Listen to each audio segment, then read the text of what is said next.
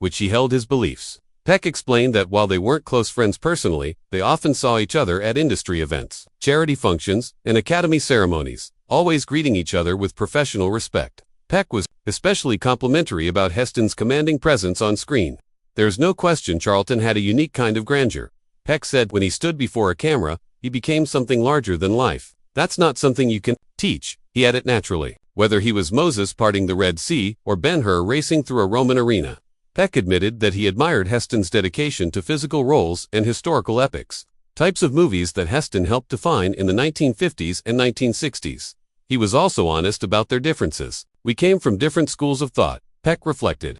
"I was more drawn to interior characters, to moral struggles that unfolded in quiet moments. Charlton liked things, big, grand themes, biblical stakes, dramatic gestures. But in the end, we were both doing the same thing, trying to honor the truth of the characters we played." In what was perhaps his most touching comment, Peck talked about the human side of Heston that many never got to see. Away from the spotlight, Charlton was intelligent, well-read, and deeply committed to his causes. "You may not agree with all of them, I certainly didn't, but you couldn't question his integrity. That, to me, is worth something." As the years went on, and both men got older in their careers, Peck remained gracious when speaking about Heston. When the topic came up again during a tribute event in the late 1990s, Peck responded with a chuckle. "Well, Chuck and I were on different sides of the fence a few times, but we both loved movies. That was always our common ground." In breaking his silence, Gregory Peck didn't just give insight into a fellow actor. He showed the grace and wisdom that defined his own legacy. He proved that admiration and disagreement can exist together, and that even in a divided world, mutual respect is still possible. His words added a thoughtful and humanizing layer to the public image of Charlton Heston, showing not only Heston's character, but also the quiet, steadfast decency of Gregory Peck himself. On June 12, 2003, the world said goodbye to one of the most respected and beloved figures in Hollywood history, Gregory Peck. He passed away peacefully in his sleep at the age of 87. The cause was bronchopneumonia, a condition that affects the lungs and can be especially dangerous for elderly people. His death happened at his home in Los Angeles, California, a city that had been both the backdrop and the foundation of his legendary career in film and television. Beside him, during his final moments, was his devoted wife, Veronique Pisani-Peck, a French-born journalist and philanthropist, whom he had married in 1955. Their nearly 50 years of marriage had been marked by mutual respect, deep love, and a shared commitment to humanitarian causes. Her presence at his side was both a touching symbol of their lasting bond and proof of the quiet, dignified love that had defined their life together. After his death, Gregory Peck was laid to rest in a way that fit a man of his importance, legacy, and cultural impact. His remains were placed in the mausoleum of the Cathedral of Our Lady of the Angels in downtown Los Angeles. This is a modern and beautiful Roman Catholic cathedral that serves as the main church for the Los Angeles area. The cathedral's mausoleum is the final resting place for many notable figures, but few among them had the moral importance or movie legacy of Peck. His placement there showed not only his Catholic faith but also his elevated status as a moral compass in American film history. One of the most moving moments of Peck's funeral was the eulogy given by Brock Peters, the acclaimed African-American actor who had played Tom Robinson, the black man falsely accused of raping a white woman in the 1962 film To Kill a Mockingbird. In that film, which remains a towering classic of American cinema, Gregory Peck played Atticus Finch, the principled Southern lawyer who defended Robinson in a deeply segregated and unfair society. Their on-screen relationship had left a deep, emotional mark on audiences, and their off-screen friendship lasted for decades. Peters' heartfelt words during the eulogy not only honored Peck's remarkable career but also highlighted the man's unwavering commitment to justice, dignity, and compassion, traits that had made Atticus Finch such a powerful figure and that closely matched Peck's own character in real life. Peters' eulogy was a deeply symbolic moment, connecting art and life, film and reality. The funeral itself was a star-studded event, showing Gregory Peck's far-reaching influence across generations of actors, directors, musicians, and cultural figures. Among the many famous people in attendance were Lauren Bacall, the iconic actress and widow of Humphrey Bogart, who had long admired Peck's quiet strength and elegance on screen. Sidney Poitier, the groundbreaking African-American actor and civil rights advocate, was present to honor his friend and peer. Singer and actor Harry Belafonte, along with his daughter, Shari Belafonte, added his presence to a gathering that was as diverse as it was prestigious.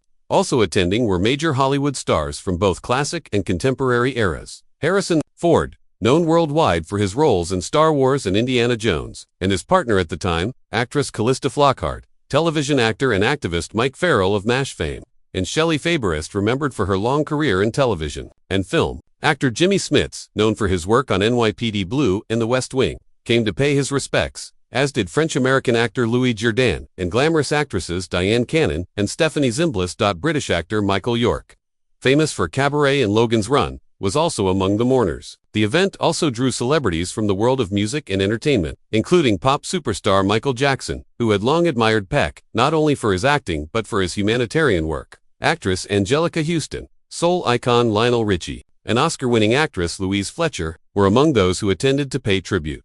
Rounding out the diverse and deeply respectful group were Tony Danza, Piper Laurie, and screenwriter Larry Gelbart, each representing a different part of the entertainment industry, all united in honoring a man who had come to represent integrity in both his professional and personal life.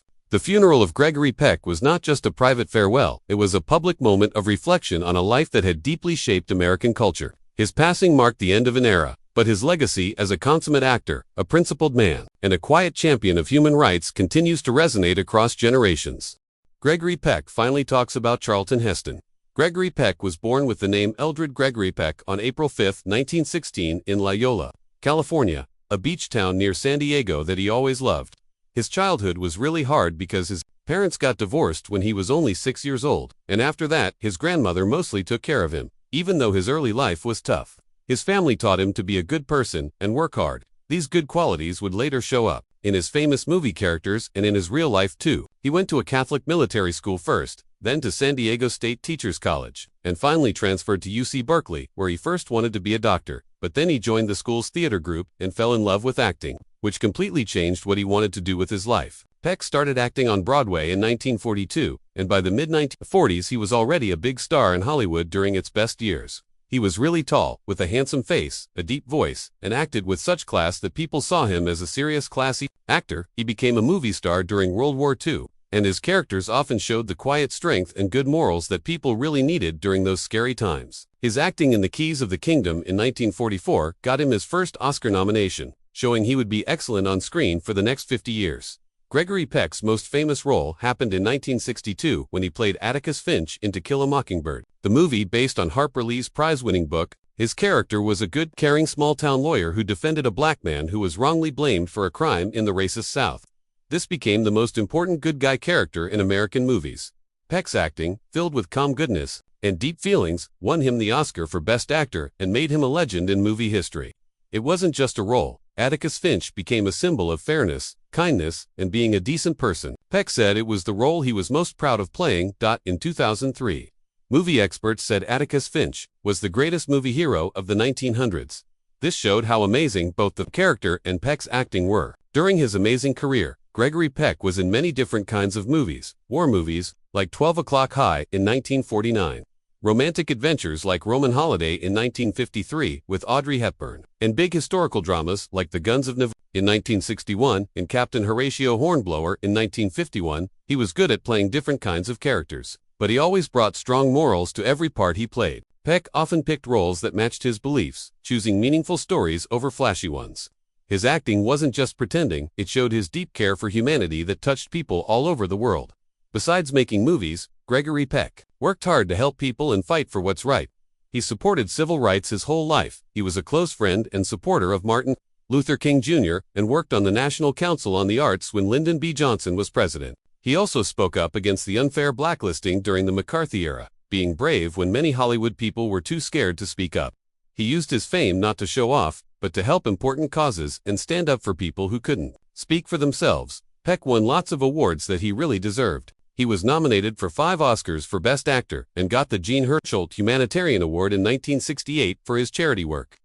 In 1999, movie experts ranked him number 12 on their list of the greatest male stars from Hollywood's golden age. He also got the Presidential Medal of Freedom in 1969, one of America's highest honors for regular people, which recognized not just his movie work, but his lifelong fight for social justice and equality. In October 1942, Gregory Peck got married for the first time to Greta Kukkonen, a Finnish-American woman who was born in 1911 and lived until 2008. Their marriage was an important part of Peck's early adult life, happening right when his Hollywood career was just starting. Greta, whose family came from Finland, was known to be down-to-earth and supportive during the early years when Peck was becoming a serious actor. During their marriage, they had 3 sons who each played special roles. In Peck's personal life, their first son, Jonathan, was born in 1944, then Stephen in 1946, and Carrie Paul in 1949. Each child represented a different time in Peck's life and career, and the family was a big part of his life away from movies. However, after more than 10 years of marriage, Gregory Peck and Greta's relationship ended. In December 1955, they officially got divorced, ending an important chapter in Peck's life. Their divorce was a big moment not just for the couple, but also for their children, as the whole family situation changed dramatically. Very sadly, Peck's oldest son Jonathan was later found dead in his home on June 26, 1975. The police believed that he had killed himself, which was a heartbreaking event that deeply hurt Peck. Thinking about this terrible loss, Peck once said, "It's the most terrible thing that has happened to me in my life," showing how much pain he felt, even years later. He honestly talked about how losing a child affected him forever, saying, "You never get over a thing like that," which shows the sadness that stayed with him beyond what people saw in public. During his first marriage, Gregory Peck also had a short but intense love affair with his co-star Ingrid Bergman while they were filming the classic movie, Spellbound, in 1945. This relationship was kept pretty private during his lifetime, but was later revealed in a 1987 interview with Brad Derrick from People magazine. Peck talked about the affair honestly but respectfully, saying, "All I can say is that I had a real love for her, and I think that's where I ought to stop." He explained that both he and Bergman were young and really focused on their acting work, saying, "We were involved for weeks in close and intense work," suggesting that working so closely together on set turned into personal feelings. Even though this relationship was emotionally intense, Peck seemed to think of it as something that happened when he was young, meaning it was meaningful but didn't last long in his life. Soon after his divorce from Greta was finished, Gregory Peck started a new romantic chapter in his life. On New Year's Eve in 1955, just one day after his first marriage legally ended, Peck married Veronique Pisani, a French news reporter born in 1932, who became his lifelong partner. They first met a few years earlier in 1952 when Veronique interviewed Peck before he left for Italy to film the famous Roman holiday. This meeting started a relationship that would grow over time. 6 months after they first met, Peck invited her to lunch, which began a close and unbreakable bond between them. Their connection quickly got stronger, based not only on romance but also on understanding the challenges of public life and the entertainment business. Together, Gregory Peck and Veronique Pisani had 2 children, a son named Anthony Peck, born in 1956, and a daughter named Cecilia Peck, born in 1958. Their marriage lasted for many decades, showing true lasting love and partnership through all the changes and challenges of Peck's long career. People often said Veronique had a calming effect on Peck, supporting him in both his work and personal life. Their love stayed strong until Peck died, with Veronique by his side as his closest friend and partner. Notably, their son Anthony Peck was once married to supermodel Cheryl Tiegs, connecting the Peck family to another part of American popular culture. Gregory Peck's family legacy continued with grandchildren from both his marriages, carrying on the family line of one of Hollywood's most respected actors. Among his descendants, his grandson Ethan Peck, who is Jonathan's son, has followed in his grandfather's footsteps by becoming an actor himself, so the Peck family's involvement in acting continues across generations. For many years, fans of old Hollywood movies often wondered about the relationship between 2 of its most famous and dignified leading men, Gregory Peck and Charlton Heston. Both actors came to represent strength, moral clarity, and a powerful presence on screen. But even though they sometimes moved in the same movie circles and had similar on-screen personalities, nobody really knew what their personal and professional relationship was like. Gregory Peck, known for being graceful and diplomatic, had never talked publicly in detail about Heston during the peak of their careers. But in a rare and long-awaited moment, Peck finally broke his silence and shared thoughtful, honest thoughts about the man who had in many ways been both a contemporary and a contrast to him. Peck, who famously played principled characters like Atticus Finch in To Kill a Mockingbird, often supported liberal causes and progressive ideas, including strong support for civil rights, gun control, and humanitarian work. Heston, on the other hand, though once a Democrat and supporter of civil rights in the 1960s, became more politically conservative over time and eventually became president of the National Rifle Association. This difference in beliefs had led to rumors of tension or philosophical distance between the two, especially during politically charged decades, like the 1970s and 1980s, when Hollywood was deeply divided on many issues. When Peck finally chose to speak about Charlton Heston, it wasn't with anger or bitterness, but with his usual thoughtfulness and dignity. Charlton, he began in a 1990s interview, when asked directly about their relationship, was a man of great conviction. "We didn't always see eye to eye, especially when it came to politics. But I always respected his sense of purpose and the sincerity with